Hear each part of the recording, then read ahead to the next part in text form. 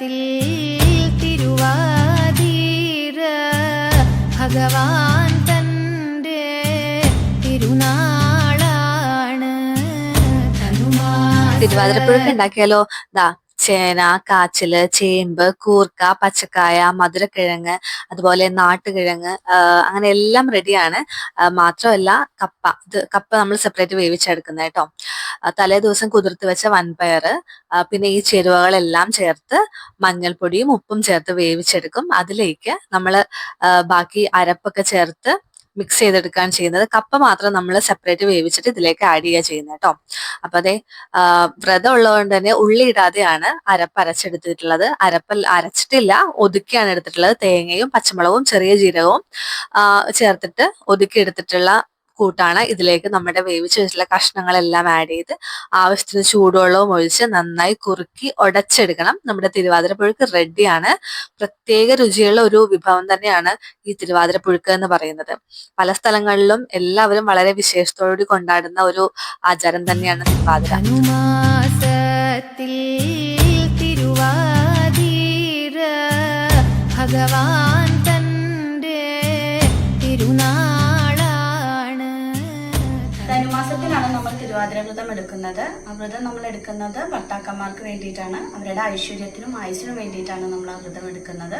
അതോടൊപ്പം തന്നെ നമ്മൾ മകേരവും നോക്കാറുണ്ട്. മകേരത്തിന്റെ പ്രത്യേകത എന്ന് വെച്ച് കഴിഞ്ഞാൽ കുട്ടികൾക്ക് വേണ്ടിയിട്ടാണ്. അവരുടെ ഐശ്വര്യത്തിനും ആയുസ്സിനും വേണ്ടിയിട്ടാണ് നമ്മൾ ആ ഒരു ദിവസം കൂടി ഒരിക്കലെടുക്കുന്നത്.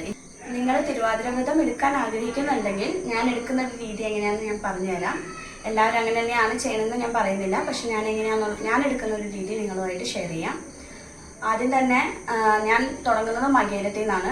നേരത്തെ പറഞ്ഞ പോലെ കുട്ടികൾക്ക് വേണ്ടിയിട്ടാണ് ആ ഒരു വ്രതം എടുക്കുന്നത്. സോ ഞാൻ പൂർണ്ണമായിട്ടും ആ ഒരു ദിവസം നോൺ വെജ് ഒഴിവാക്കും. വെജ് ആണ് നമുക്ക് പറ്റുള്ളൂ. അതോടൊപ്പം തന്നെ നമുക്ക് അരി ഭക്ഷണം അന്ന് ഉപയോഗിക്കാൻ പറ്റില്ല. ഗോതമ്പ് കഞ്ഞി, ഗോതമ്പ് ദോശ, ചപ്പാത്തി, ആ ഒരു രീതിയിലായിരിക്കും നമ്മുടെ 3 നേരം ഭക്ഷണം പോകുന്നത്. അടുത്ത ദിവസം എന്ന് പറയുന്നത് തിരുവാതിരയാണ്. ഞാൻ നേരത്തെ പറഞ്ഞ പോലെ മകേരം എങ്ങനെയാണോ നമ്മൾ ഒരിക്കലെടുത്തത് അതുപോലെ തന്നെ നമ്മൾ തിരുവാതിരയ്ക്കും ഒരിക്കലെടുക്കും. അത് ഇതുപോലെ തന്നെ രാവിലെ നമ്മൾ കുളിച്ചിട്ട് വേണം ഇതെല്ലാം നമ്മൾ ചെയ്യാനായിട്ട്. കുളിച്ചതിന് ശേഷം നമുക്ക് രാവിലെ തുടങ്ങിയുള്ള ഫുഡും കാര്യങ്ങളെല്ലാം ഉണ്ടാക്കാം.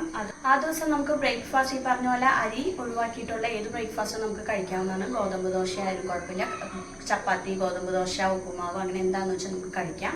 അതിനുശേഷം നമുക്ക് ഉച്ചഭക്ഷണത്തിന് വേണ്ടിയിട്ട് എല്ലാവരും പ്രിഫർ ചെയ്യുന്നത് ഈ പറഞ്ഞ പോലെ ഗോതമ്പ് കഞ്ഞിയും പുഴുക്കുമാണ്. തിരുവാതിരയുടെ മെയിൻ ഐറ്റമാണ് ഗോതമ്പ് കഞ്ഞിയും പുഴുക്കും എന്നുള്ളത്. അപ്പം നമ്മൾ ആ ഒരു ദിവസം ആ ഒരു ഫുഡ് എന്നുള്ളത് ഇമ്പോർട്ടൻ്റ് ആണ്. എല്ലാവരും തന്നെ അത് മെയിൻ ഫുഡായിട്ട് തന്നെയാണ് അതിനെ കരുതുന്നത്.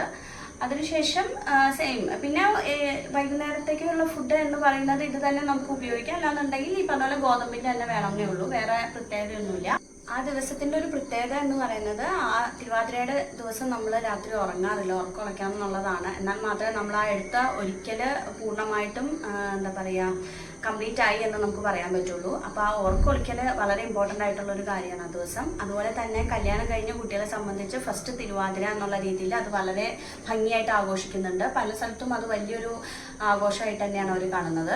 അപ്പോൾ പൂത്തിരുവാതിര എന്നാണ് അതിന് പറയുന്നത്. കല്യാണം കഴിഞ്ഞ് വരുന്ന കുട്ടികളെ സംബന്ധിച്ച് ആദ്യത്തെ തിരുവാതിര പൂത്തിരുവാതിരയായിട്ടാണ് പറയുന്നത്. അത് വളരെ കാര്യമായിട്ട് തന്നെ അവർ ആഘോഷിച്ച് നല്ല രീതിയിൽ തന്നെ ഉറക്കൊക്കെ ഒളിച്ച് അതൊരു പൂർണ്ണതയിൽ എത്തിക്കുക എന്നുള്ളതാണ് ആ ദിവസത്തിൻ്റെ ഒരു പ്രത്യേകത.